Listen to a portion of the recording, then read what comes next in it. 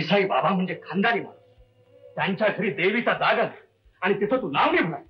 मला सगळ्यांनी आग्रह केला म्हणून लावणी म्हणायची. रोज इथं तुझ्या काने कपाळी अभंग म्हणत. त्यातला एखादा अभंग म्हणायचा होता की लावणी? कोण आहेस कोण तू? घरंदाज की तमासगीर? माझं चुकलं. मी मी मी मी काय असं भांबार असं काय करतेस? थांबायला नाही तर काय करी. तुम्ही असं काही आडवं तिडवं बोलता की इतकी वर्ष संसार करणारी मी, मला सुद्धा तसंच झालं. तुम्ही तिची कळ घेऊ नका. इतकं लागट बोलणं बरं नाही. आपण वडील आहोत. आगळीक पोटात नाही का घालायची. तुम्ही मला शिकू नका. एवढंच सांगतो की इथून पुढे मला हे अत्याचार होणार नाही. बस.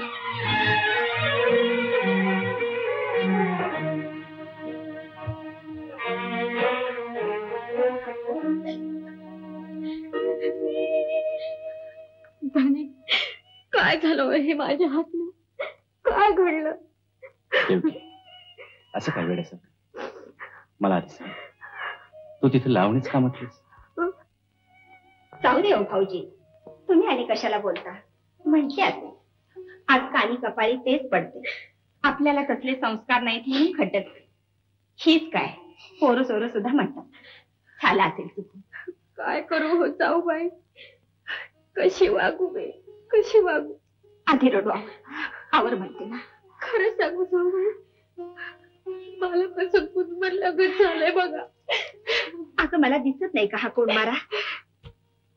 भाऊजी, उद्यापासून ही शेतावर येईल दिवसभर, म्हणजे हिच्या मनावरचं दडपण कमी होईल.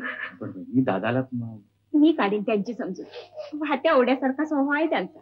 भर वस्त्र तर जपायचं, त्यांची नको काळजी. देवकी, उद्यापासून भाऊजींचं जेवण घेऊन तू जायचं शेतावर.